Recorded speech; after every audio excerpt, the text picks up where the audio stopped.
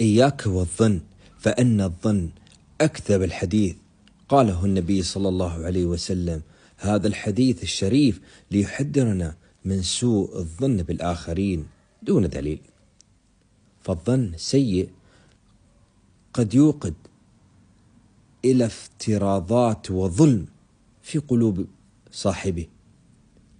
في هذا الحديث الذي رواه الإمام البخاري في صحيح البخاري ومسلم، يقول ابن حجر العسقلاني في فتح الباري، قال إن الحديث يرشد إلى اجتناب الظن الفاسد الذي لا تستند إلى براهين، ويدعو إلى حسن الظن بالمؤمنين. أما الإمام النووي رحمه الله تعالى قال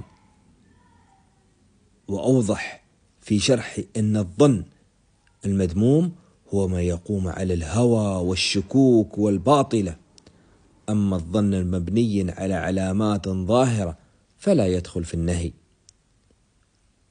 فلنحرص على تزكية قلوبنا ونجعل شعارنا قول الله تعالى: يا أيها الذين آمنوا اجتنبوا كثيرا من الظن إن بعض الظن إثم، في سورة الحجرات.